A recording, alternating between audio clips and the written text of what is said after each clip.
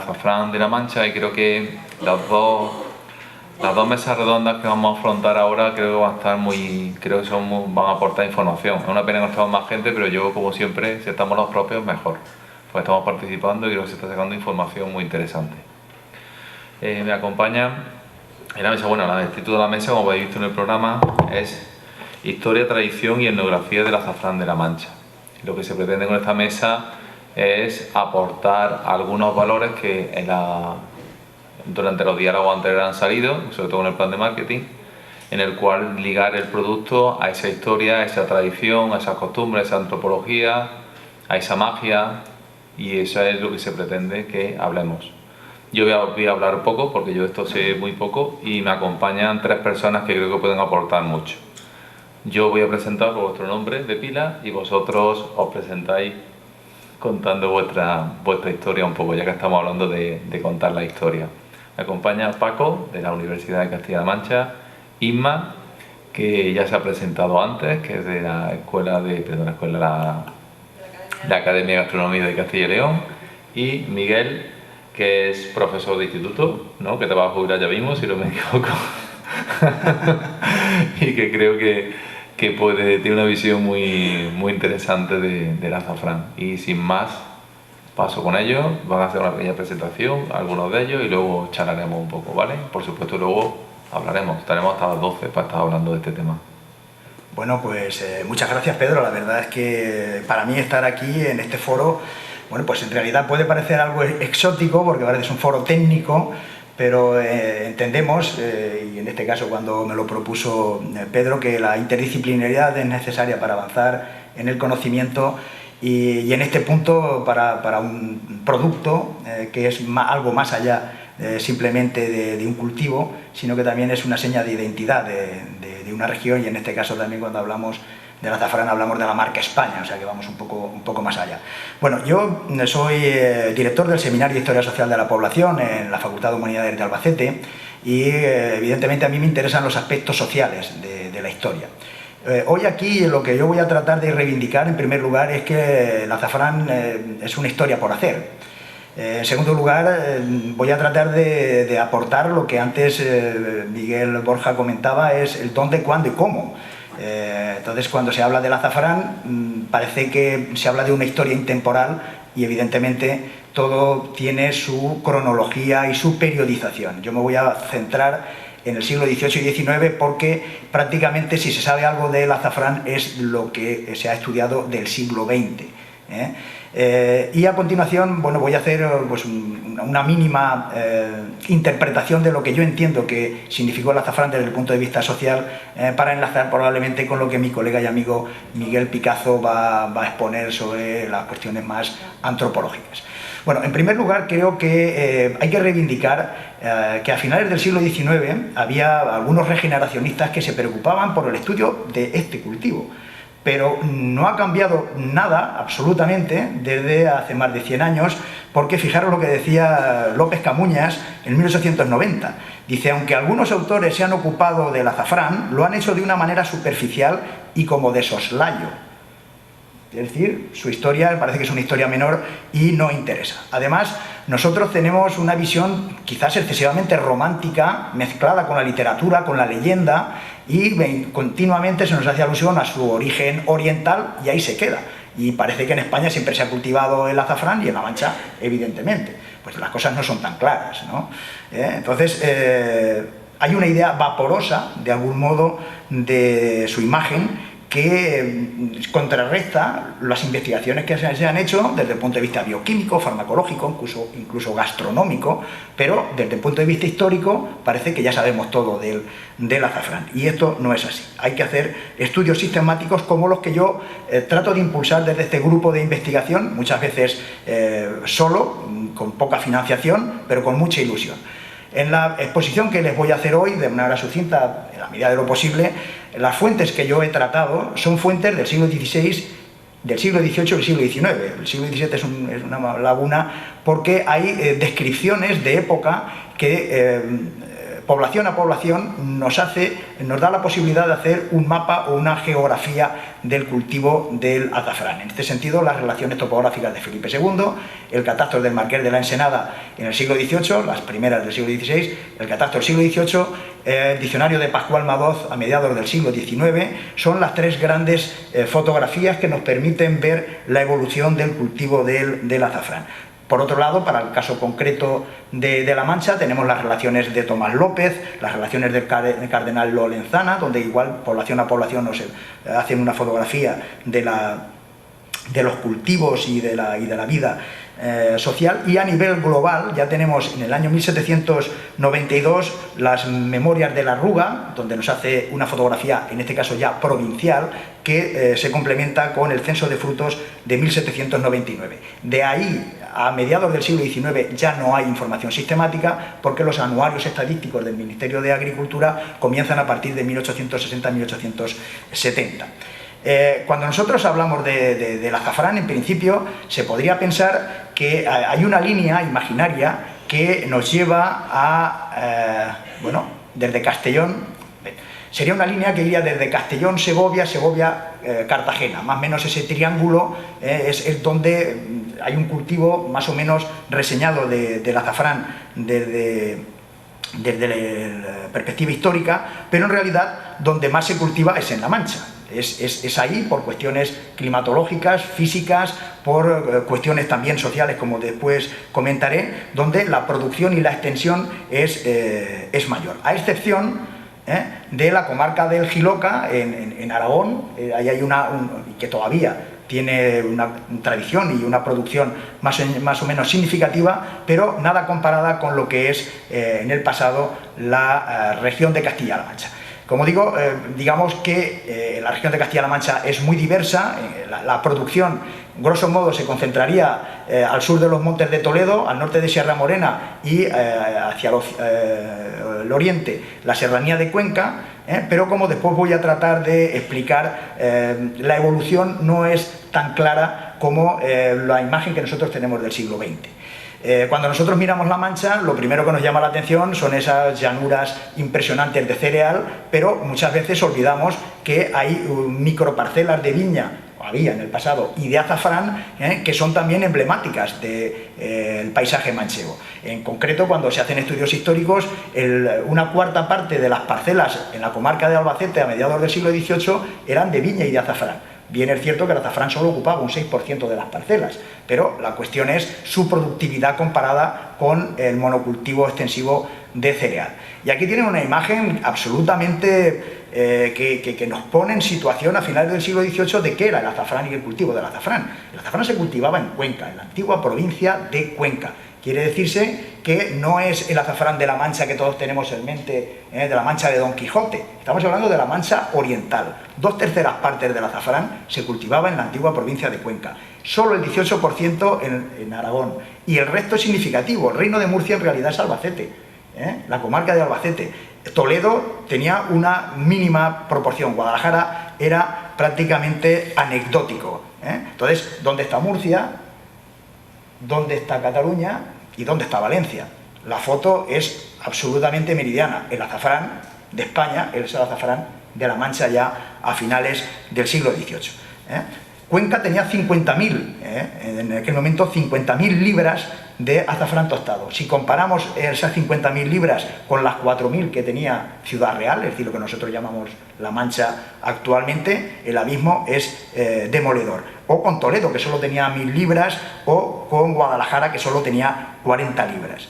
En realidad, estamos hablando de un producto que aquí pueden ver, y esto es auténtica primicia porque esto forma parte de un trabajo laborioso y sistemático. Si comparamos la información que nos proporciona el Catastro de la Ensenada en 1752 con la que nos proporciona el diccionario de Madoz en 1850, pueden observar cómo el gran boom del azafrán fue el siglo XVIII. Desde 1730, que ahora verán, hasta 1799-1800, es el momento álgido del azafrán. Ahí pueden comprobar en esta imagen cómo en realidad se cultiva en la zona de Cuenca, la antigua provincia de Cuenca que llega hasta la zona norte de Albacete, la actual Manchuela, como ahora comentaré, porque el resto de poblaciones está presente, pero fijaros, a la parte occidental de Ciudad Real, Toledo, es muy poco, la parte de Manzanares, Madridejos, La Solana, pero es el límite. Es el límite. Cuando comparamos con un siglo después con Madoz, observamos como la parte norte del azafrán ha desaparecido, Cuenca, ha desaparecido su peso y en realidad se concentra en la provincia de Albacete, pero, vamos, la provincia de Albacete, es decir, la mayor parte de la zona manchega de Albacete y el sur de Cuenca. Es decir, en realidad se concentra el azafrán en la parte de la Manchuela. Si vamos a 1728, que es la primera foto más o menos sistemática que podemos obtener, de nuevo se comprueba cómo es Cuenca, la provincia de Cuenca, la que aporta el azafrán, dado que si lo comparamos con el siglo XVI es muy anecdótico lo que encontramos en Ciudad Real, lo que encontramos en Guadalajara, Toledo o incluso en el propio, Albacete.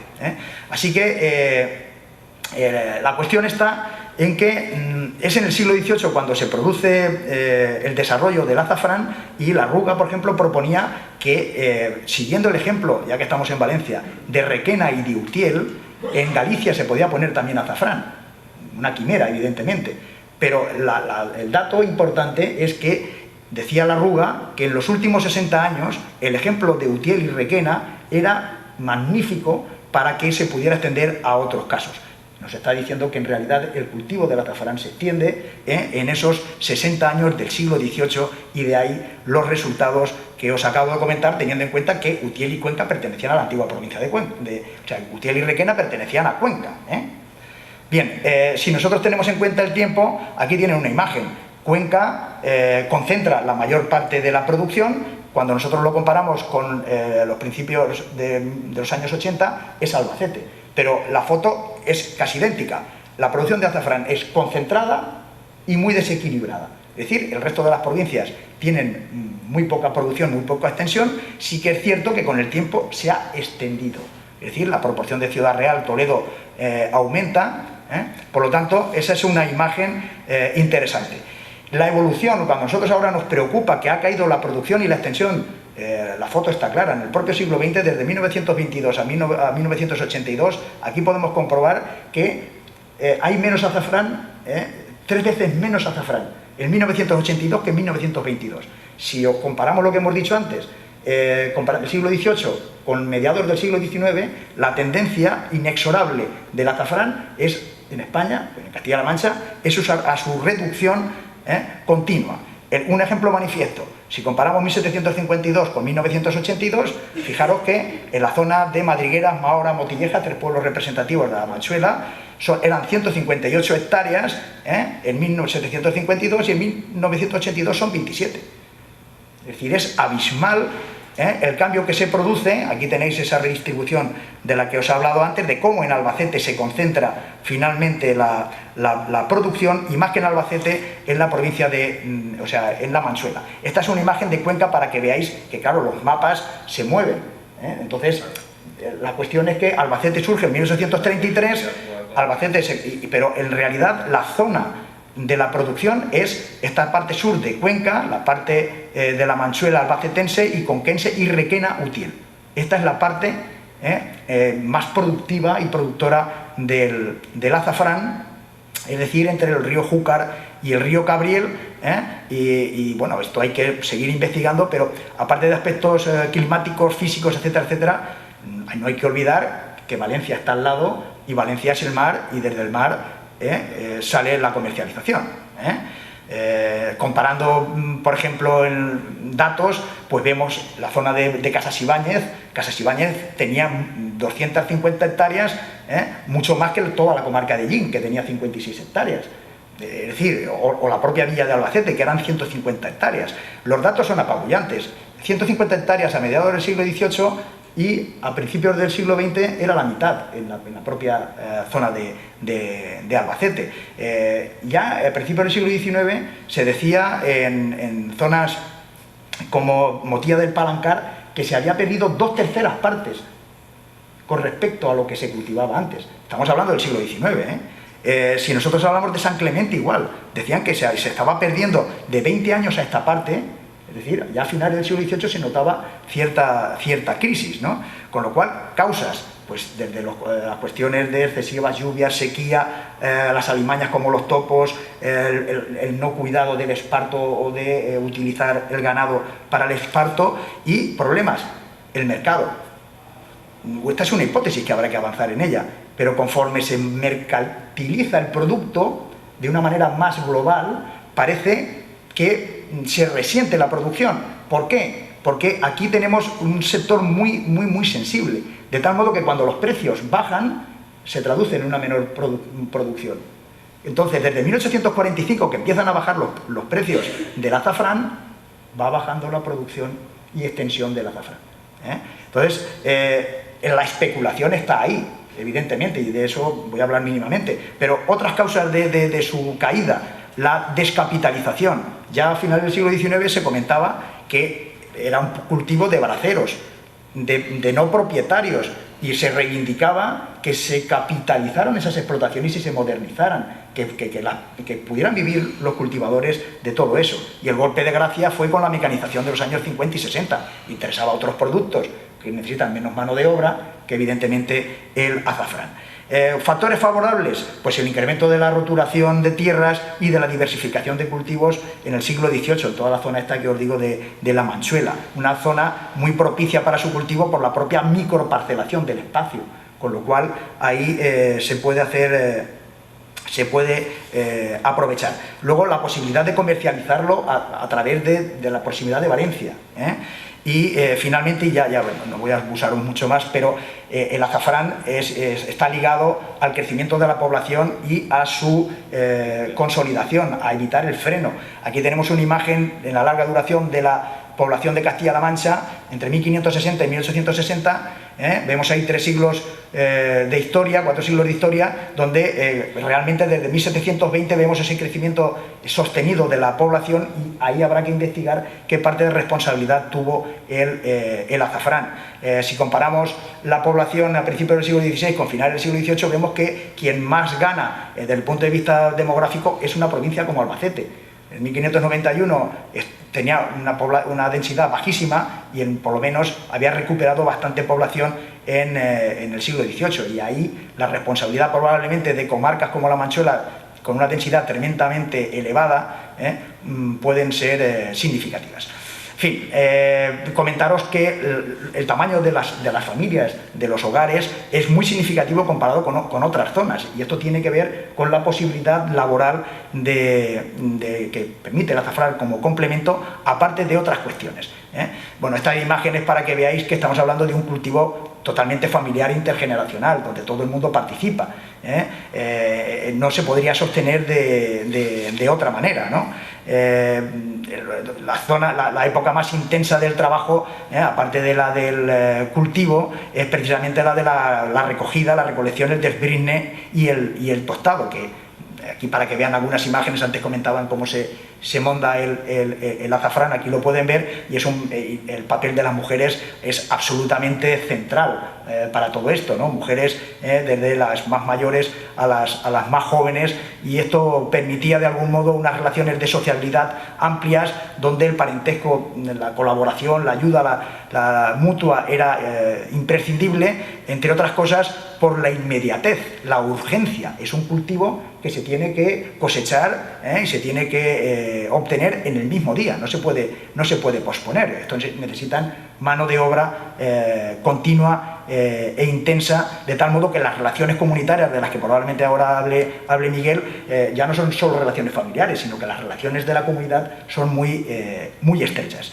La labor del tueste, para el que no conozca el procedimiento con el ciazo de turno, y es curioso, y aquí la imagen donde hay una criatura, porque los ritmos vitales y laborales iban a la par. ¿Qué quiero decir? Que hay un mínimo en los nacimientos en octubre y noviembre. El mínimo absoluto era en la siega, en julio, junio, pero el segundo, en la zona de la Mancha, por ejemplo, esto en la Roda, era octubre-noviembre, porque había que medir, calcular las estrategias reproductivas con momentos de trabajo especialmente intenso. Cuando hablamos de La Mancha hablamos de una desigualdad de la propiedad tremenda, y aquí podemos ver, en el caso de Albacete, que hay más de un 50% de hogares que no tenían propiedad frente a un 1% que concentraba la mayor parte de la propiedad. ¿Qué quiero decir con todo esto? Que estamos hablando de una tierra donde había muchos criados y sirvientes, personas que muchas de ellas trabajaban en estas enormes casas de labor típicas manchegas, como ven aquí,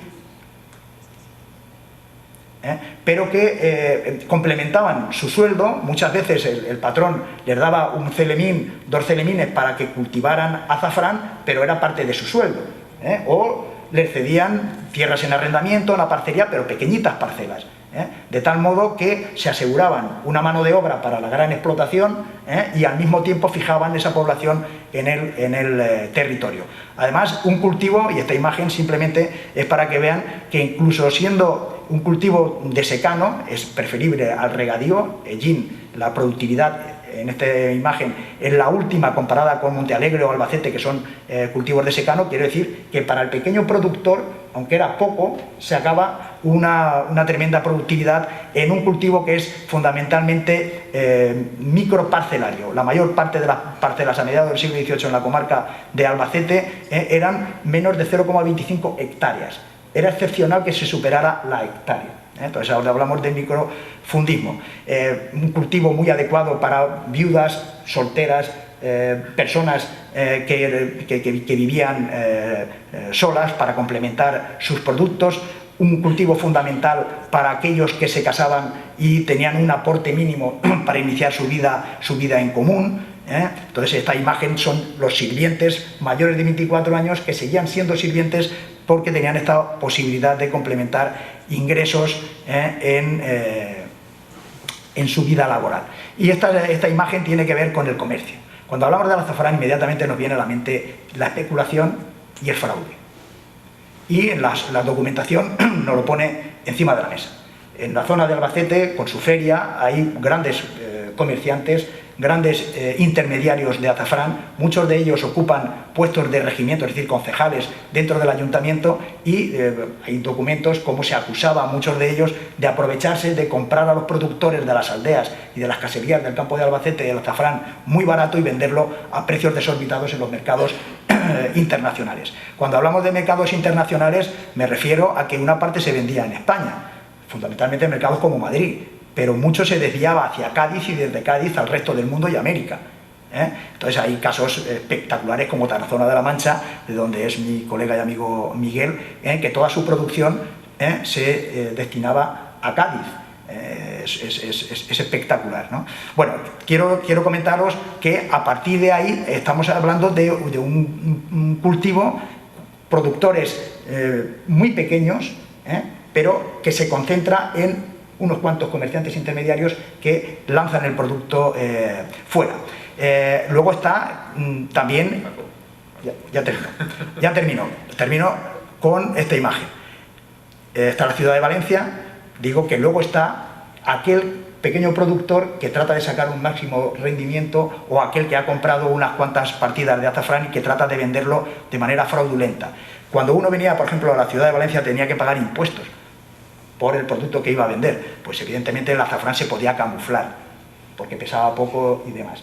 Bueno, pues gracias a la documentación que tenemos aquí en el archivo de Reino de Valencia, he podido observar cómo muchos de ellos eran capturados, cómo trataban de vender el azafrán a un mayor peso que el que tenía. ¿Cómo? Utilizaban polvo de paja, utilizaban manteca, utilizaban también, aquí hay un palo de Brasil. Es decir, tratar de encontrar una mayor rentabilidad al poco azafrán que llevaban. Y finalmente, por lo que os decía antes, toda la zona de la Manchuela y la proximidad a Valencia, la zona de Requena, es un mundo realmente interesante para estudiar, para ver, bueno, pues todo este mundo de las ventas, de los mesones, de cómo es el trapicheo que había en torno a un cultivo que tenía una enorme rentabilidad y que finalmente es muy propio de La Mancha. Y lo que quiero trasladaros, y ya termino, perdón compañeros, es que es un mundo por investigar. Son algunas pistas que os he tratado de ofrecer, fundamentalmente esa imagen de los mapas y cómo se ha ido corriendo hacia el sur la producción y cómo la evolución del azafrán y de su cultivo va en paralelo, por desgracia, a la globalización del mercado, a la centralización del mercado. Una contradicción. Lo dejo aquí para el debate y la intervención. Gracias. Muchas gracias, Paco. Cifra que has dicho, 150 hectáreas, ¿dónde? ¿En Casaibáñez era o dónde era? En Albacete 150 hectáreas y después, ya después, a mediados del siglo XIX, había bajado a la mitad.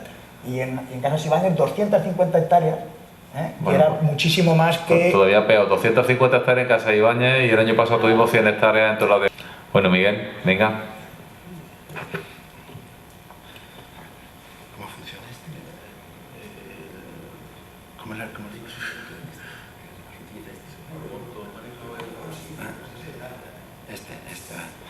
Bueno, buenos días. Voy a evitar todas las presentaciones y los agradecimientos y tal, porque veo que de tiempo vamos... Bueno, muchísimas gracias. Vamos al lío, tirale. Y como ha dicho antes, yo soy... me he dedicado mucho tiempo a la investigación, pero mi actividad principal pues es la de la docencia. Soy profesor de instituto, aunque he estado 15 o 20 años, creo, desde que se fundó la Universidad de Castilla-La Mancha, también como profesor asociado. Mi formación es la de antropólogo. Y además hoy... es mi última actividad que hago como, digamos, docente, ¿no? Porque mañana me jubilo, ¿eh? Son 40 años casi de trabajo y mañana ya me jubilo. Mi relación con todo este mundo viene porque precisamente por la universidad, siendo profesor, yo realizaba trabajos que ponen en valor la historia y la antropología y no me hacían caso, ¿no? Entonces, cuando se inician en España los programas LEADER, me empezaron a demandar que mis clases, lo que hacía en la clase, que si lo podía dejar para justificar todo lo que sería la programación LEADER. Yo dije, bueno, no hay ningún problema, lo hablamos con la universidad y si ellos quieren, pues los alumnos trabajan y tal. En aquellos momentos, hablo del año 95, la universidad dijo, eso es imposible, eso tal, eso es particular. Y entonces esto me llevó, entonces hablamos de los programas LEADER, tenían bastante dinero. Me dijeron, bueno, pues hazlo tú. Y entonces pues, digo, bueno, pues yo lo haré. Y monté una empresa de antropología, yo creo que es la única de España, que se llama SIP Antropológica y que empezó a funcionar. Hasta la crisis del 2010 pues se ha ido funcionando haciendo trabajos de este tipo. Entonces, lo que nosotros hacíamos fundamentalmente era pues, conocer el mundo rural. El conocimiento del mundo rural en todas sus vertientes, porque los programas LEADER parten, las estrategias LEADER, que seguramente sabrán muchos de los que están aquí, que han trabajado seguro, ya han pedido proyectos, pues parten del conocimiento del medio. Y entonces nosotros, mediante una serie de investigaciones y de encuestas, pues empezamos a trabajar cómo era el mundo rural, sobre todo en las zonas donde nos encargaban trabajo. Yo he trabajado mucho en la zona de Murcia y en otras zonas de España. Casualmente en Castilla-La Mancha nunca me encargaron ningún trabajo de este tipo. Y como era de allí, pues bueno, me interesó mucho trabajar, y esta es la parte complementaria que tenemos con la historia, lo que era diversas estrategias domésticas que había en los pueblos latifundistas de La Mancha para poder mantenerse. O sea, ¿cómo es posible que un jornalero que solamente trabaja 70 días al año, pues durante siglos se haya podido mantener, ¿no?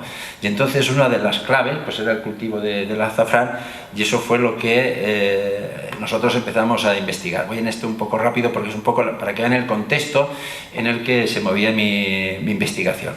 El objetivo, y se ha dicho aquí también por parte de Paco, el historiador, el objetivo del latifundista era que la gente no se fuera, fijar la fuerza de trabajo en la localidad. Para ello tenía que tener pues, un ejército de trabajadores siempre disponible, pero no solamente era el jornalero, sino que también el grupo doméstico. O sea, no solamente el jornalero, sino también la mujer, los hijos, que trabajaran para ese grupo doméstico, pero, y esto es importante, sin pagarle, no monetarizar el trabajo. En esto siempre las clases dominantes han sido muy hábiles y siempre hay una reciprocidad. Cuando hemos hecho etnografía del azafrán, y en muchos textos así viene también, a las señoritas del pueblo también les gustaba, vamos a sacar azafrán, y se iban también y sacaban, los curas también sacaban azafrán, es decir, que había cierta reciprocidad, pero esa reciprocidad era bastante desigual. conocemos muy bien todo lo que es el trabajo jornalero, lo que llamamos la cultura del trabajo jornalero. Sobre todo esto lo han estudiado muy bien los andaluces, para nosotros son los braceros, y las características de este trabajo, voy rápido, pues es un trabajo eventual, es muy estacionario, todas las relaciones que tienen de producción con los latifundistas pues están bastante difuminadas, no se les suele pagar mucho, no había ningún tipo de protección, que es otro tema que tampoco está estudiado nada en España, como muchas cosas. Por ejemplo, las cofradías, es importantísimo ese mundo. En España no se puede conocer la historia social de España si no se conoce el papel que han tenido las cofradías de ánimas y las cofradías, porque eran las que se encargaban de toda la sociabilidad de este mundo jornalero. La única protección que tenían ante los hechos más importantes de la vida, que era nacer y morir, se la daban las cofradías. Entonces tú nada más nacer ya pertenecías a la cofradía del Carmen, del Rosario, de ánimas y de tal. Entonces ese mundo es muy desconocido y de alguna manera lo que se trataba y lo que nosotros estudiábamos a la hora de hacer estos proyectos era cuál era esa identidad jornalera. Y en esto coincidimos bastante cuando lo hemos hablado en el coche, o sea que lo que él investigó y lo que yo he investigado no lo conocíamos y hemos coincidido bastante.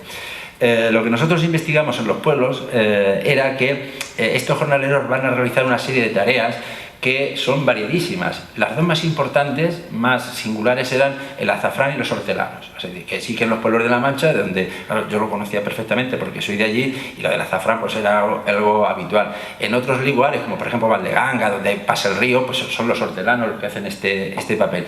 Pero hay muchísimas. Por ejemplo, en Andalucía, la rebusca, el furtiveo, el ojeo, las zonas que hay monte, el hacer picón, el carbón, las colmenas, los piñoneros, los seteros, las aromáticas, los pajareros, un mundo que a mí me apasionó y empecé a investigar pues todo este tipo de actividades que proporcionan recursos extraeconómicos que son, Paco lo ha dicho también, complementarios, es la complementariedad, que es un trabajo irregular que funciona por redes que son totalmente informales en la comercialización, porque muchas son ilegales, el que es furtivo, pues claro, no lo va a decir, pero todo el mundo sabe que tiene conejos y que tiene determinados productos que puede vender a los ricos y que bueno, que la Guardia Civil incluso pues hacía la vista gorda. Y en todo esto pues va a participar todo el grupo doméstico. Es decir, para que lo entiendan bien, que la actividad del azafrán pues es una más de las que había en nuestro medio rural para ganarse y buscarse la vida. Las dos más importantes, más estables, que no son tan irregulares, son los hortelanos y la gente que se va a dedicar, donde puede ser, al cultivo del azafrán. En el caso concreto del azafrán, un poco lo de antes es para que vean el contexto. En el caso concreto del azafrán, pues se ha mantenido vivo, como todos sabemos, hasta los años 70. El estudio que nosotros hemos recogido frente a lo que Paco ha hecho, que son las fuentes orales, las fuentes escritas, yo fundamentalmente lo que he hecho es una investigación de corte oral, es decir, me he cogido encuestas, he ido a los pueblos, he ido preguntando y he sacado pues una información. Sí que la hemos completado y repito, no habíamos hablado nada de esto, pero igual hemos revisado las relaciones de Felipe II, el diccionario Amador, protocolos notariales, todos los censos que ha habido históricos. Y quiero hacer un poco hincapié, porque a esta gente tampoco se la ha reconocido en España nunca, el Ateneo de Ciencias Morales y Políticas. Esta gente hizo en el 1900 una encuesta de toda España que se interesó precisamente por los hechos más importantes de la vida, como antes decíamos, que era el nacer, el morir, el bautizo, pero también sobre de qué vivía la gente. Y realizaron toda una serie de trabajos que muchos están publicados y olvidados, el caso de Ruiz Funes en Murcia, La Mancha el de la Solana, de Jiménez de la Osa, Joaquín Costa, que es el promotor de esto, también estuvo trabajando un poco, él es de Monzón, el de Huesca, y estuvo trabajando, se ve en La Mancha, hizo allí la nupcialidad, toda la estrategia matrimonial que había en La Mancha, y muchas de estas trabajos, de estas encuestas que se hicieron, se publicaron, fueron las tesis doctorales de entonces, de la gente de entonces, y se desconocen, y en muchas de ellas viene cómo se cultivaba el azafrán, y hablamos de 1902, que ellos habían preguntado, hablamos de que ellos podían tener fuentes orales de 1800, vamos a hacer un poco esos datos. Y esto se conoce pues muy poco. Centrándonos un poco en lo que es el azafrán, el azafrán, y ya un poco más de lo que serían los aspectos más que yo más he estudiado, los antropológicos.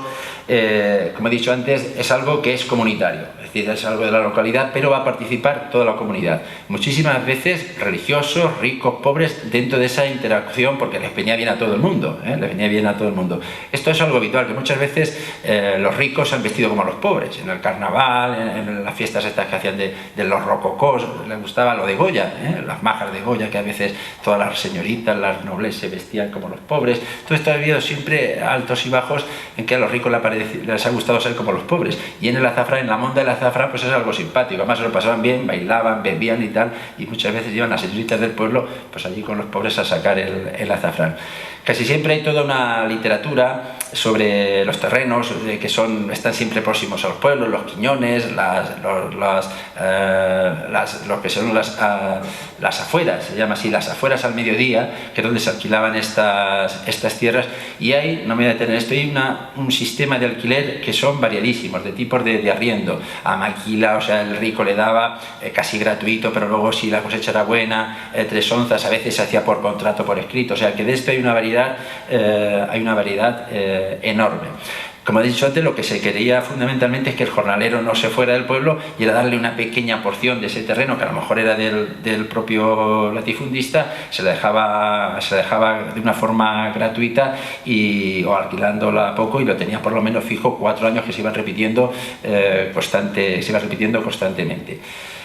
Además, le permitía el poder guardarse el azafrán, que se puede guardar durante muchos años, pues le permitía, además de los 4 años que se cultiva la tierra, pues una seguridad de muchos más años. Investigamos también, y esta es una de las preguntas que más se hice en aquella época, sobre el control de la semilla. Entonces siempre, la cebolla, ¿pero de quién es la cebolla? Y en esto, bueno, todo lo que es el control de semillas nunca me quedó claro dónde lo compraban ni cómo lo hacían. Y ahora, con todo el lío que hay de los híbridos y de la comercialización, pues mucho menos. La verdad es que en los pueblos que yo he investigado queda muy poca cebolla que fuera de su semilla autóctona. Tan solo hay pequeñas partidas que yo conozca en la zona de Lezuza. La comercialización es otro mundo, con todos los pesas, medidas, los corredores que había en todos los pueblos que se cultivaba. Había un sistema, como antes hemos dicho, de corredurías, pesos, medidas, y que ellos controlaban. Ellos luego engañaban al de Valencia, pero es que ellos también luego, los corredores, engañaban con las pesas, un sistema de pesas muy curioso que también engañaban a los compradores. Secano, regadío, tareas según edad y sexo, y todo esto que hemos dicho, que no me detengo mucho porque es rápida. Había en lo que hemos investigado de literatura oral, había muchísima casuística muy diversa. ¿Para qué servía? O sea, ¿qué se hacía con ese azafrán? La mayor parte de las veces era un dinero para comer, porque con los que se ganaba de jornalero no se tenía. Entonces era un complemento, pero que fundamentalmente era para comer. En los sitios que ya había más cantidad y que había más población, se dedicó mucho dinero al matrimonio, a casarse.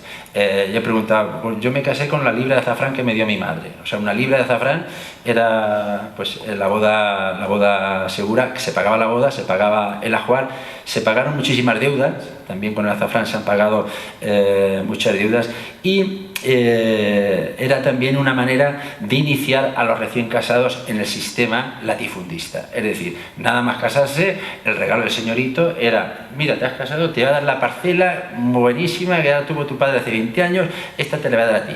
Y entonces en los recién casados la mujer empezaba ya, y se empezaba a consolidar todo el sistema. Con los primeros gastos se construían la casa, y en algunos casos yo creo que esto a lo mejor en La Mancha hay que investigarlo, el origen del viñedo en La Mancha, es que muchísimos de estos pequeños lo fueron ahorrando y fueron comprando terreno para poner las primeras viñas.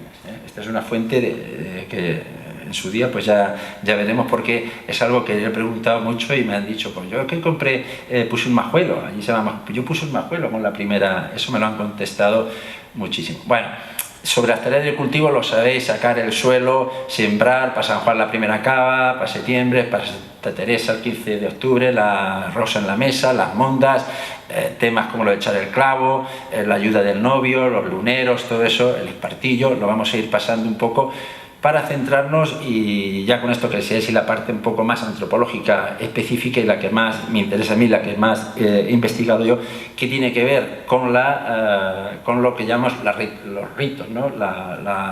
y el simbolismo. El azafrán ha sido una de las partes más importantes de lo que llamamos en antropología ritos de paso. Los ritos de paso son aquel tipo de manifestaciones que se hace cuando uno pasa de una edad a otra o pasa de un estado a otro.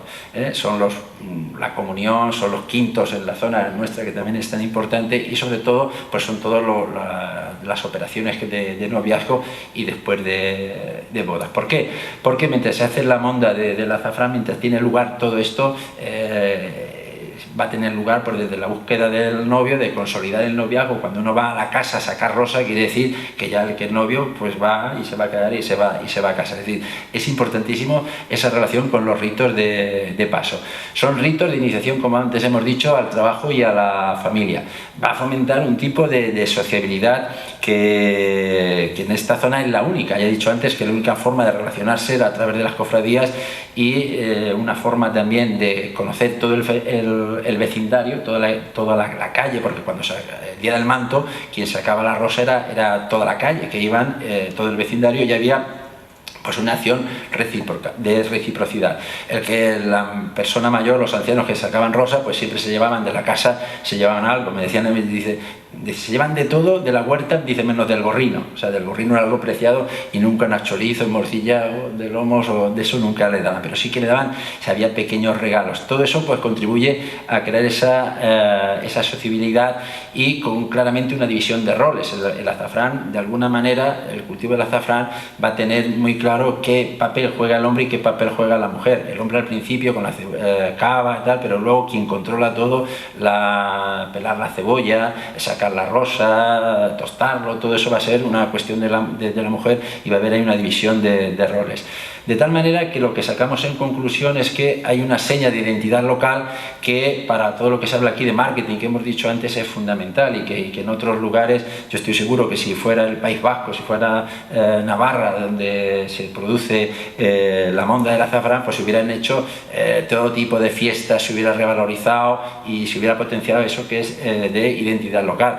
Yo mantengo que uno de los graves problemas que tienen nuestras zonas, nuestras comarcas muchas veces, y nuestra región, es que aquello que es identitario, aquello que es local, incluso lo hemos despreciado. Yo siempre pongo el ejemplo de Paco Martínez Soria. Hemos sido, por los paletos, hemos sido todo esto que es de la rosa. Casi todos nosotros que pertenecemos a la generación que hemos sacado rosa y que hemos ido a coger rosa, nos da vergüenza cuando hemos ido a la universidad decir, oye, pues que vengo de sacar rosa, o que hueles a rosa, porque la ropa olía a rosa. Entonces nos da vergüenza, hemos sentido vergüenza de nuestra identidad local. Entonces yo creo que ese es un error que nos hemos sentido, todo el mundo rural lo hemos rechazado, lo hemos apartado, y precisamente cuando los tiempos corren en sentido contrario, pues nosotros lo hemos totalmente olvidado.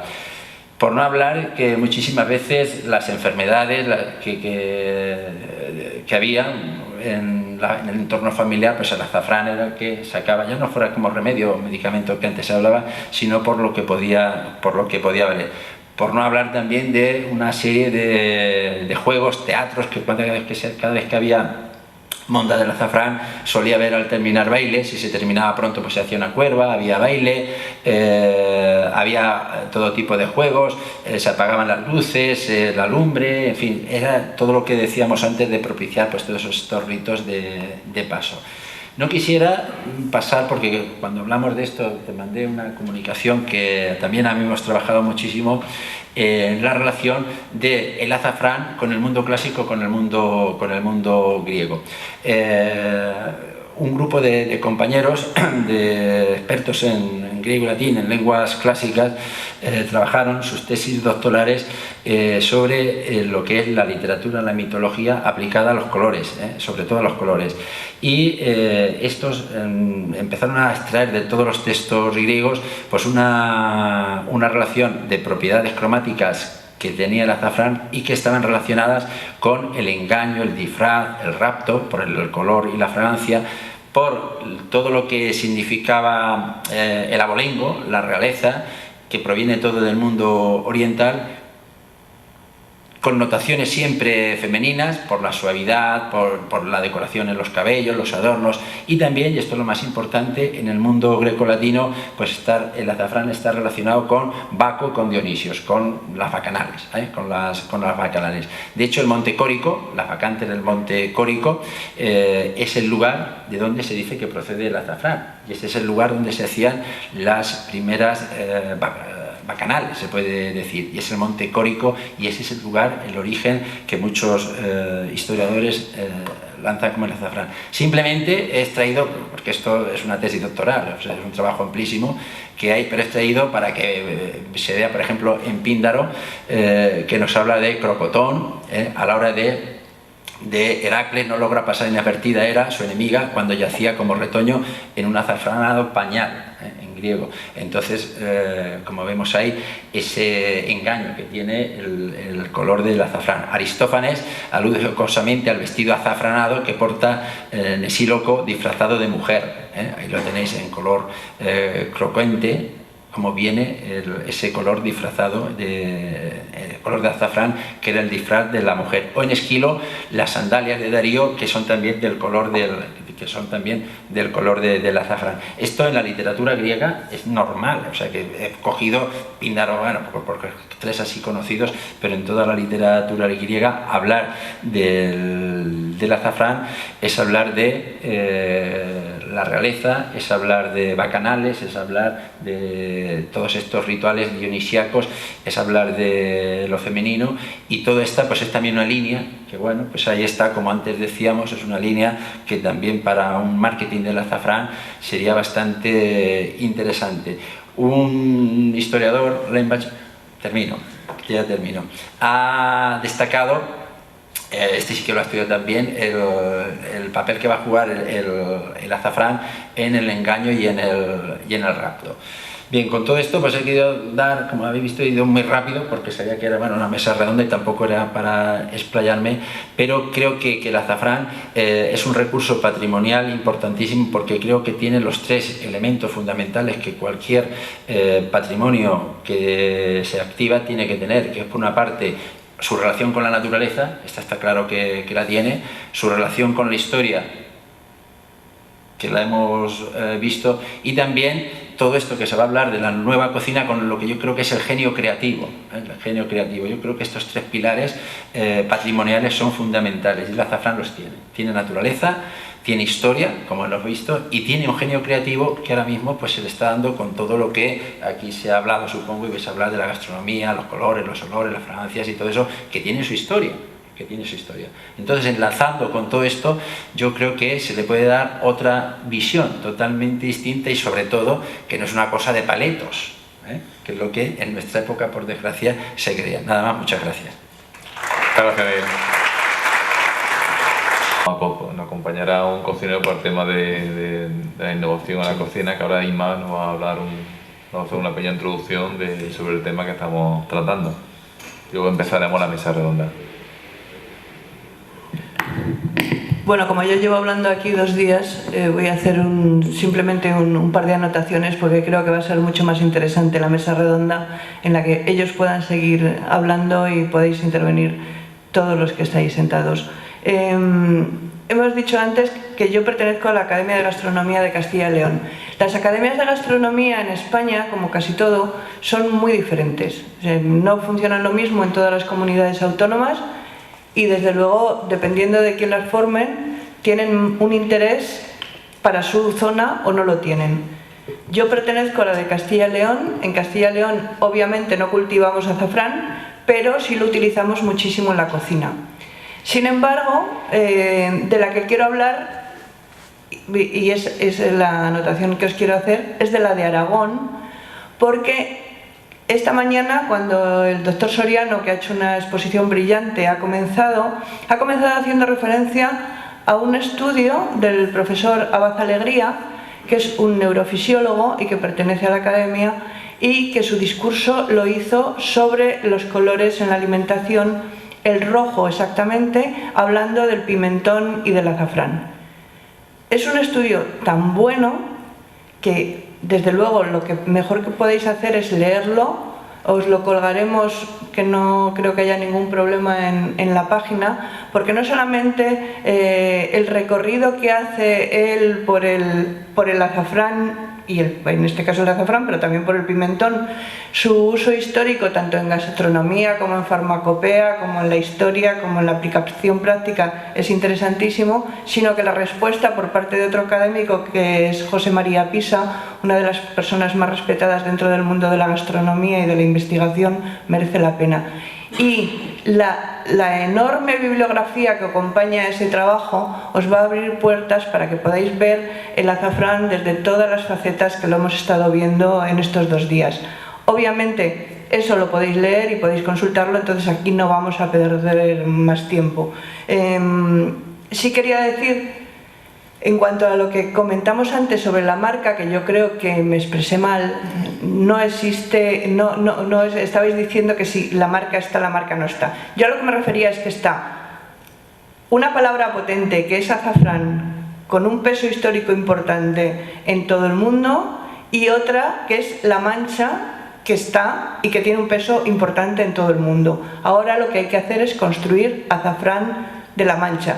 O sea, la marca en conjunto y saber lo que eso quiere decir. Hay veces que el que se tenga una marca hecha puede ser bueno o puede ser malo. Hay un camino recorrido importante y tenéis con qué hacerlo. Yo creo que por ahí. En cuanto a la gastronomía, yo llevo estudiando gastrosofía desde hace muchos años y me parece que la gastronomía y la alimentación es la base de nuestra historia. Podemos hablar ahora, yo creo que se está prostituyendo en cierto modo lo que es la gastronomía, todo lo que lleva detrás la gastronomía en cuanto a historia, ritos, costumbres y sobre todo a un asentamiento social en determinadas zonas, porque para que haya una gastronomía tiene que haber unos productos que den vida a esa gastronomía, y para que existan esos productos tenemos que vivir personas en el campo. Yo, que no solamente predico el mundo rural y la importancia del mundo rural, sino que vivo en un pueblo que tiene unos 1000 habitantes, creo que hay cosas que no han desaparecido.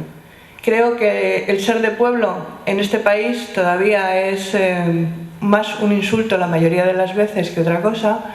Todo el mundo que vive en un pueblo pequeño se quiere ir al vecino que es más grande y a la capital de provincia, y de la capital de provincia, si es pequeña, a la capital de la comunidad.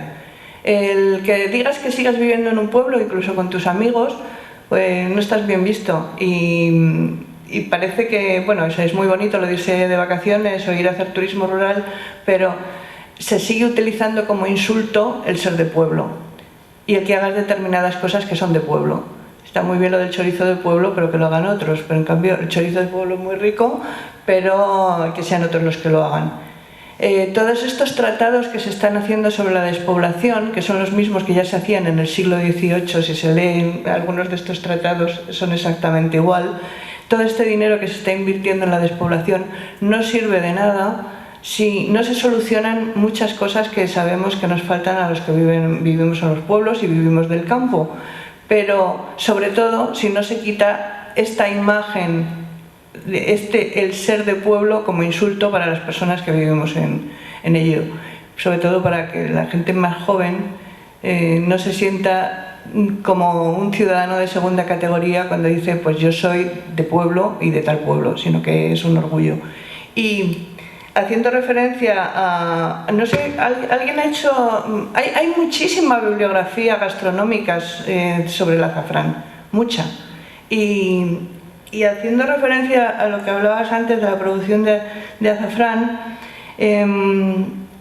y cogiendo información de un cuadro del estudio que os he dicho antes, viendo algunos muy importantes gastrónomos con literatura escrita, nos encontramos Sensoví en el siglo XIV, Onola en el XVI, Hernández Maceras en el XVII, y quería hacer referencia a Hernández Maceras porque Hernández Maceras en publicaciones de principios del XVII, un 46% de sus recetas llevan azafrán. Ruperto de Nola, otro ilustre en gastronomía tiene un 27% de las recetas que llevan azafrán. Os podría citar muchos más en los que aparece el azafrán como parte muy importante en sus recetarios, y va decayendo el uso de azafrán.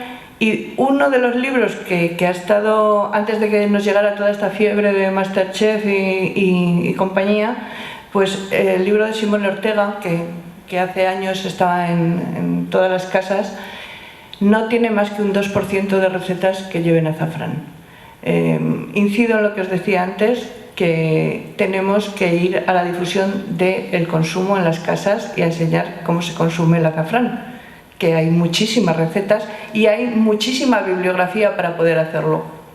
Y ahora ya hablamos. Muchas gracias, Ima. No sé si alguno, Miguel o Paco, tenía algo más que aportar, algún comentario o esperamos. Era por el tiempo Sí, que tenemos, bueno. si alguien quiere hacer... Pero si queréis aportar alguna cosita, y si no, bueno, pues si tenéis alguna pregunta. ¿Parece bien? Empiezo yo. Sí, claro. Con permiso. Bueno, tengo el micrófono, pues aprovecho. Quería saber por qué... Bueno, ha habido un momento que he tenido que salir, entonces no sé si lo habéis hablado o no. Cuando estabais comentando el descenso de la cosecha de azafrán, que ahora ya no se siembra muchísimo menos que antes, ¿eso por qué es? ¿Por falta de interés? ¿Porque no es rentable? ¿Qué es lo que causa que eso haya ido a menos? Vamos a ver, lo que llama la atención con los datos históricos es que en una época como el siglo XVIII, donde el mercado todavía no está centralizado del todo, daros cuenta que nosotros empezamos como eliminando las fronteras entre la Corona de Aragón y lo que es Castilla a principios del siglo XVIII. Entonces, cuando todo eso todavía no está regularizado, de ahí la necesidad del contrabando, del fraude, etcétera, etcétera, el desarrollo del cultivo del azafrán fue espectacular. A partir del siglo XIX, donde la centralización también política es mayor y la regularización también del comercio es también mayor, y también la proyección del comercio ya a nivel europeo mucho más amplio, es llamativo que que descienda un cultivo tan productivo. Entonces es algo que habrá que, bueno, pues avanzar. Es decir, parece que este cultivo es un cultivo del antiguo régimen, muy de mercado corto, de corto radio, muy local, muy de un consumo que se beneficia en la medida de lo posible de sacarlo fuera de las fronteras de lo local, pero cuando se centraliza el mercado sufre los vaivenes del comercio. Es decir, que cuanto más nos integramos en el mundo capitalista, este cultivo, que parece que no es capitalista, por la forma de cultivarlo, se resiente. Es decir, es muy sensible al mercado.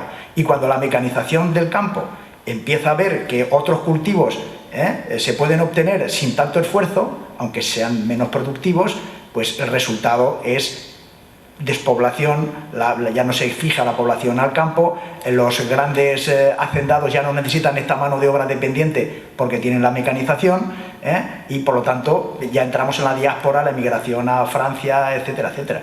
Entonces es un tema donde hay que profundizar, porque la imagen del siglo XX, que es la mayor información a través de las estadísticas que tenemos, yo he dado un dato que es 1922-1982, un tercio menos, o sea, 3 veces menos de producción desde, vamos, en el propio siglo XX. Pero si con los datos que intuimos en el siglo XVIII lo comparáramos, sería bestial la diferencia.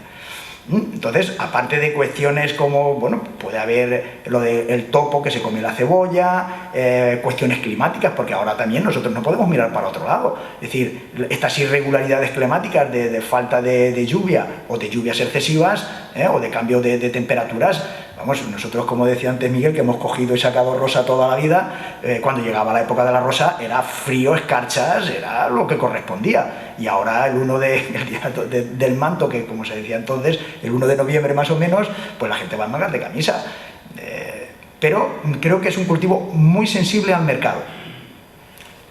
Y quizás en ese exceso de regulación, digo, el contraste entre un mundo desregularizado a un mundo donde ya la administración se posiciona, se evita también el contrabando, en fin, todo este tipo de cosas, pues al final, digamos que el productor busca otras vías.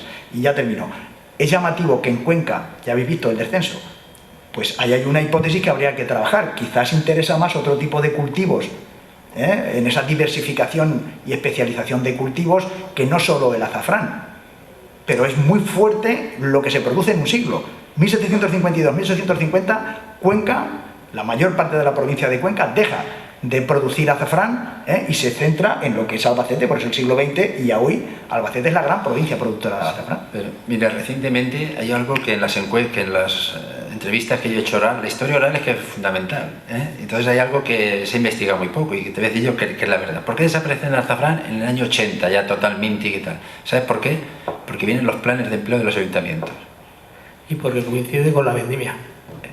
Sí, bueno, también hay, de hecho el de uno terminaba pero era, mira, en la vendimia, te voy a decir una cosa, en nuestras zonas uno vendimiaba y al venir de vendimiar o antes de ir al Tajo, cogía, o sea que ha habido, según el año, se ha podido hacer las dos cosas. Sí, pero cuando en el año 1980 empiezan los planes rurales de empleo en La Mancha, en esta zona, claro, se pasa de la cultura del trabajo jornal, lo que yo decía antes, de la identidad jornalera, se va a pasar a otro tipo de identidad que es vivir del subsidio, y es más cómodo.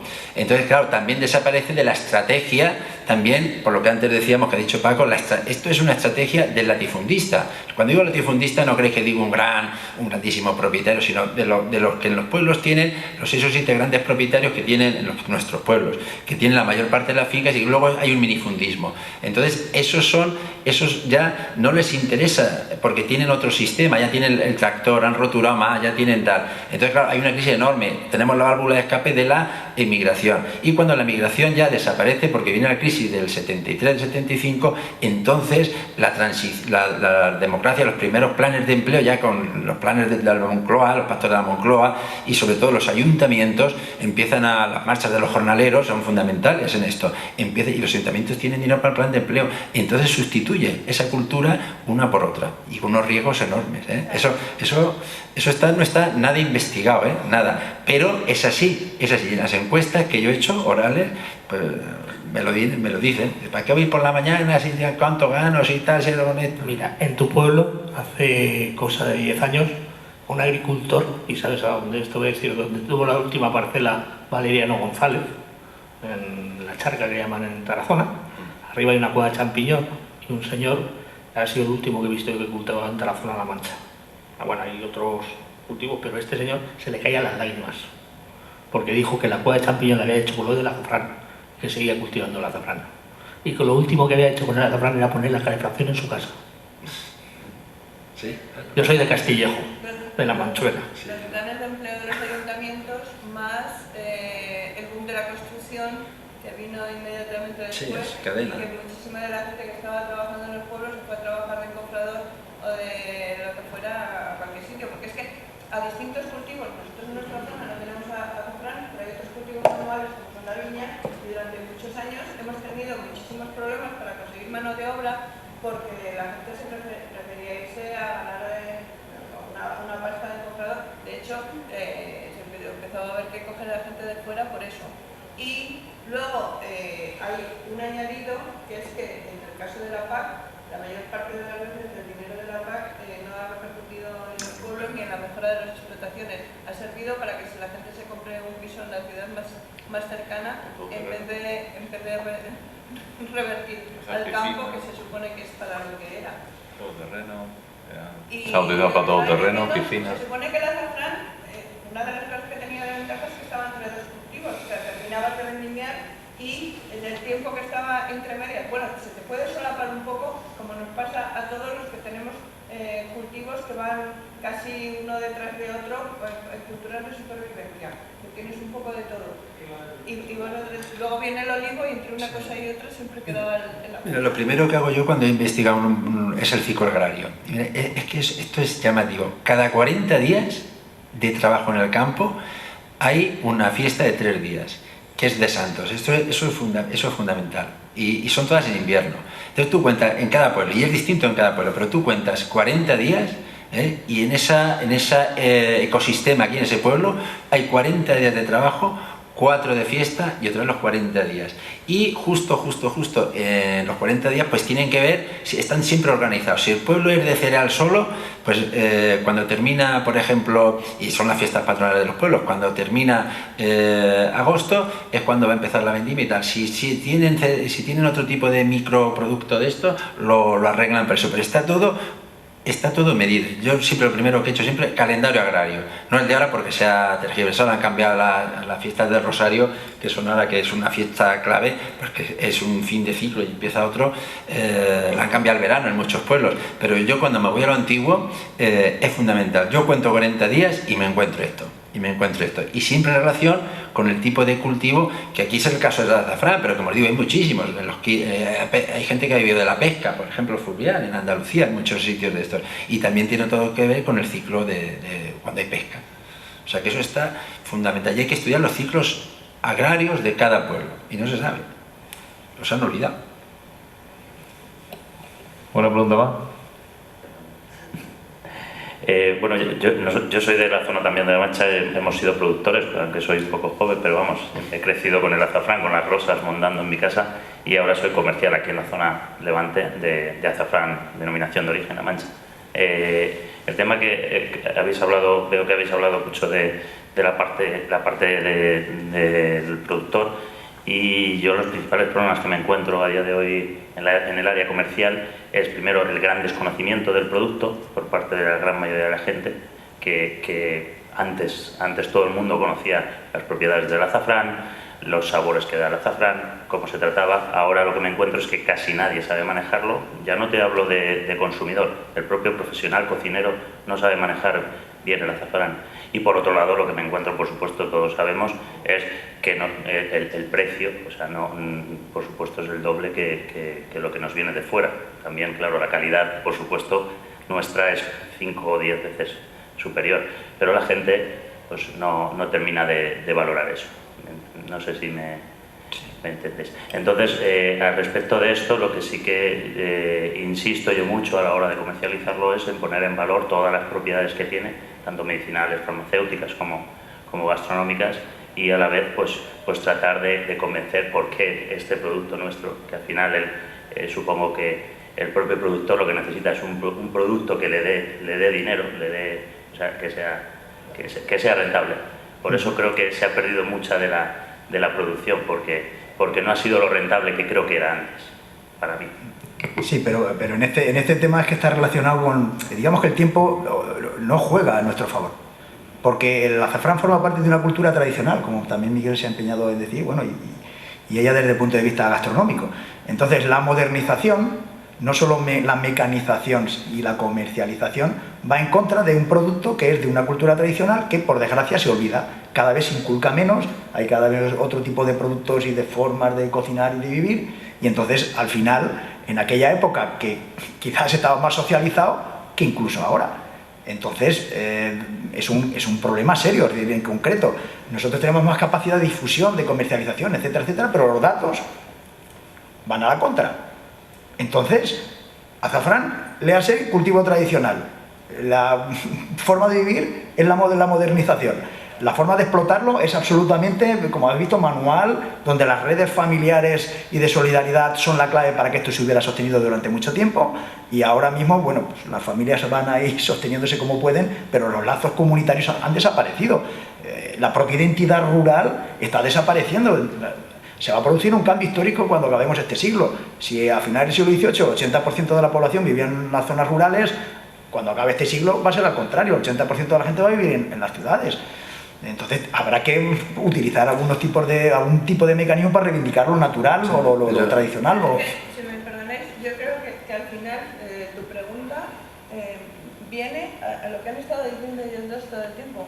Tenemos un país, y me da lo mismo en casi todas las zonas de España, incluso las que nosotros nos pensamos que son más reivindicativas de sus raíces, que pueden ser reivindicativas de algunas cosas pero no de otras, tenemos un absoluto desprecio por nuestra cultura tradicional y por nuestras raíces. Entonces, estáis hablando de precio y estáis hablando de desconocimiento. Yo creo que ya lo comenté ayer. Hay cosas en gastronomía, que para mí la gastronomía es parte de nuestra cultura y de nuestras raíces y refleja nuestra historia. es que es facilísimo encontrarte en cualquier casa un especiero surtidísimo.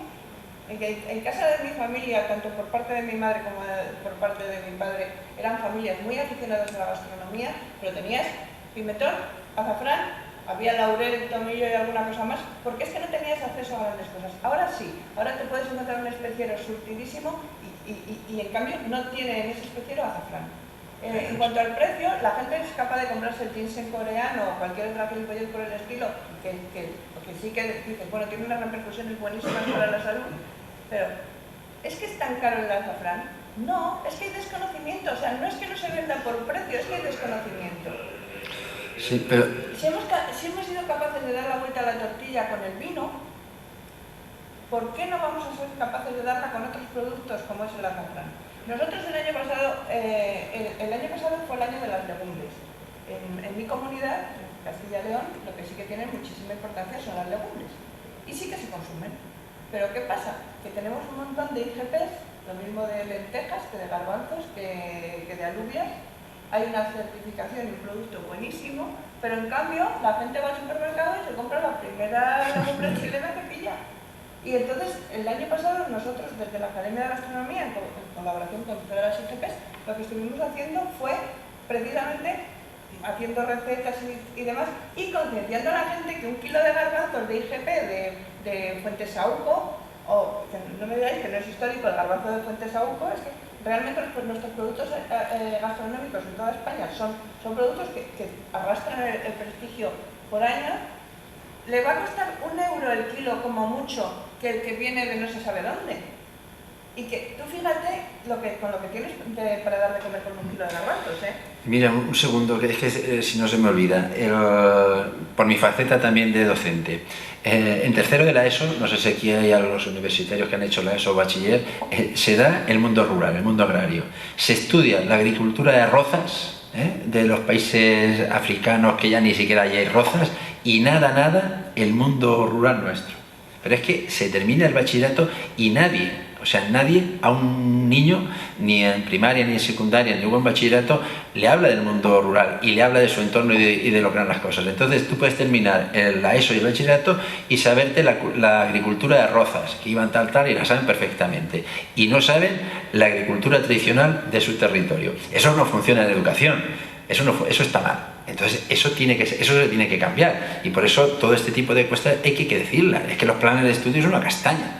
Y hay que decirlo, y claro, lo que pasa es que ahora yo porque ya me voy a jurar, pero es que si lo dices, si no cumples con los estándares, es que antes yo lo hacía y me daba igual, pero es que ahora me denuncian, si no has cumplido con los estándares, por eso me he jubilado. Digo, te pegan los padres, ¿sabes?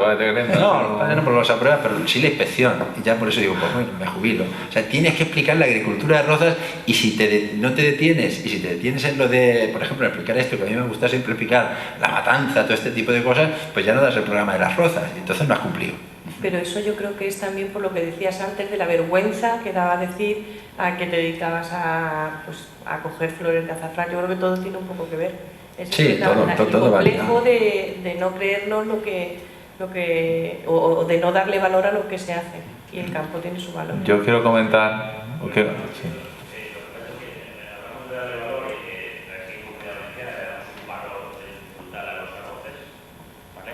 La paella tradicional lleva azafrán y sin embargo a día de hoy nadie utiliza azafrán en la paella, que es súper curioso, o prácticamente nadie, es lo que yo me encuentro. Y sí que utilizan los polvos amarillos, pero... Quizá por su forma de utilizar, sea por lo que a lo mejor hay gente que le tira para atrás el utilizar el azafrán, porque lo ven un poco, a ver cómo lo utilizo, a ver... lo tengo que moler, lo tengo que... También. Quizá también sería algo bueno. En Italia hay una zona, una comarca, que produce azafrán. Produce, pero lo sabes, muy poquito azafrán. Sin embargo, venden el gramo a 30 y 35 euros el gramo. Ojo, y se lo llevan de aquí. Porque tienen más demanda que producción. Así es. Pero lo venden. ¿Cómo lo venden? Dándole historia, creando un valor añadido. Se ha hecho en el vino. ¿Qué vinos conocemos estratégicamente? Usted que viene del mundo del vino fuera, estratégicamente hay. Siempre dándole carácter de marqués de Cáceres, no sé qué, varón de no sé qué. creando historia, dándole ese valor añadido, que en España no se lo damos. Tú me habías escuchado los que estáis en la fundación muchas veces cuando yo hablo. Tenéis que contar la historia a vuestros clientes, contarles la vida.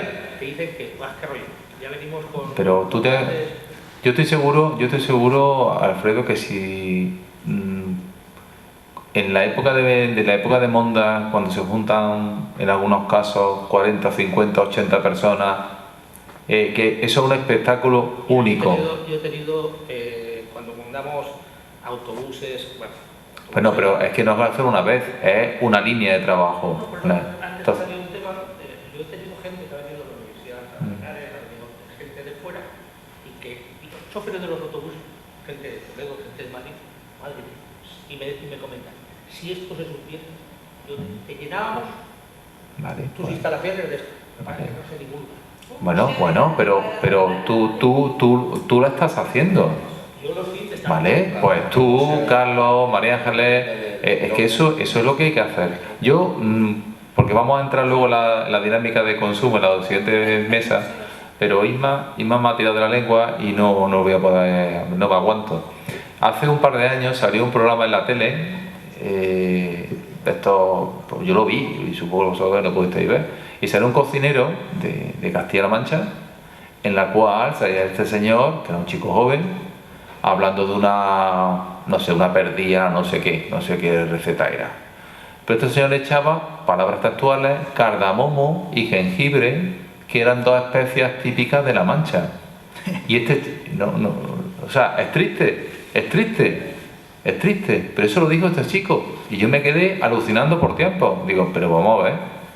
Yo ya no digo que diga azafrán. Eso sería muy bueno. No, es que no me puedo decir que el cardamomo y el jengibre son especias típicas de La Mancha. ¿Vale? Y yo estoy diciendo eso es cierto y me quedé alucinando. Entonces, claro, eso demuestra lo que hemos hablado estos días, la falta de conocimiento. La falta de conocimiento del consumidor y de los profesionales. Pues si ese profesional dice eso, todas las personas que vieron la preparación de esa parrilla, la no sé qué, están diciendo, pues, oye, por el cardamomo, desde cuando tenemos plantaciones en La Mancha de cardamomo y de jengibre, vamos a buscarla y no sé, en fin. Es que la subida de nivel de vida en España en general ha ido acompañada con una bajada del nivel gastronómico de las casas. Se comía muchísimo mejor antes en cualquier casa que se come ahora. Ayer comentábamos que hay niños que cuando comen bien y comen comida más variada y comen guisos es cuando comen en los colegios, porque en casa se reduce la comida a comidas congeladas o pizzas o demás, que no digo que esté mejor ni peor. Lo que sí que es cierto es que el nivel de comida en las casas y de conocimiento y variedad de los productos que tienes en la zona ha bajado muchísimo. Nunca habrá habido tantos programas en televisión de cocina. Nunca se ha transmitido tan mal la comida tradicional española. Me da igual, porque además me da igual de qué zona. Porque en este tratado que les comentaba al principio se dice que en España tenemos una cocina federal, porque es verdad que utilizando básicamente muchas materias primas en común, en cambio las cocinamos de forma muy diferente. El pimentón y el azafrán, que antes se encontraban por toda España, pero en cambio no se utilizaban lo mismo dependiendo de una zona o de otra, o unos guisos de patatas o de garbanzos o de tal. Entonces tenemos una riqueza culinaria impresionante en cualquier zona, porque es increíble que siempre hablamos del País Vasco, y es verdad que hay buena gastronomía en el País Vasco, pero en cambio yo he encontrado una gastronomía muchísimo más compleja y más elaborada en Castilla-La Mancha o en Andalucía que en cualquier otra zona de España. O sea, Castilla-La Mancha yo creo que tiene una gastronomía impresionante. Yo toda la investigación que he hecho gastronómica sobre el recetario tradicional de La Mancha es increíble, pero en cambio es desconocidísima. Pero incluso aquí, no aquí, me refiero en el propio Castilla-La Mancha. Y es que volvemos otra vez al orgullo rural. que el orgullo rural se transmite al orgullo de nuestra tierra. Parece que siempre estamos unas zonas de España como acomplejadas con respecto a las otras y no presumiendo de nuestros propios productos y no presumiendo de nuestras propias elaboraciones. Entonces, si nosotros no somos capaces de defender lo nuestro, nadie va a venir a hacerlo. Y para terminar, yo creo que hay que ir a las bases. Hay que empezar a hacer talleres de cocina, que además a la gente le encanta, y concursos de platos tradicionales, pero en las propias zonas, para que se conozca el producto.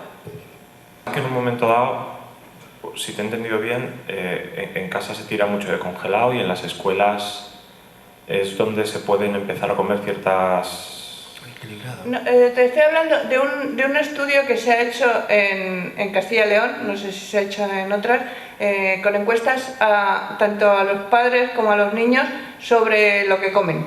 Vale, mira, es que desde la Real Academia de Gastronomía de España se puso en marcha una actividad para centros escolares y les hablaban de la dieta mediterránea. Cuando tú llegas a un colegio y les cuentas una serie de historias y ese crío come en el centro educativo y esa comida no es palatable, porque ni se dedica a la materia prima adecuada, ni el tiempo necesario para la elaboración, al final lo que estás generando es una disonancia entre lo que te cuenta el de la actividad y lo que tú comes todos los días en el colegio. Para colmo, el domingo o el sábado convenzo a mi padre que me lleva a Burger King, que por cierto, en vez de comerme una hamburguesa, me puedo comer un figateil, que es típico de la Comunidad Valenciana y que es mucho más antiguo que la hamburguesa y está más bueno.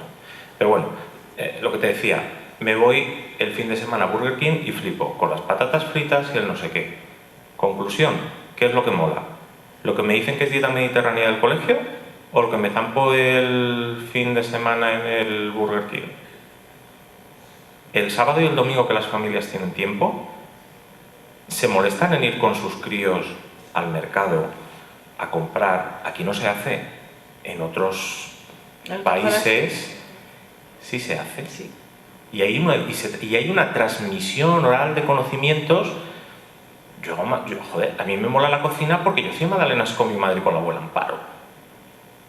Y a partir de ahí empieza toda la historia. Claro, ahora eso... Pero en muchos casos no es por falta de tiempo, es por falta de ganas. Sí. Porque te encuentras que pueden estar los dos padres trabajando y encuentran tiempo para hacer las cosas, y pueden no estar los dos padres trabajando y no encuentran tiempo nunca para hacer nada. Bueno, me Es gusta... una actividad perfecta para relacionarte con tus críos. No me gusta ser malo, lo tenemos que cortar. Seguimos a la siguiente mesa, si queréis. Si no, es que no vamos a tener tiempo. Muchísimas gracias, Miguel, Isma, Paco, y espero que haya sido muy interesante. Esperamos vernos, sigamos viéndonos, a ver si podemos hacer algún proyectito. Gracias a vosotros. Muchísimas gracias.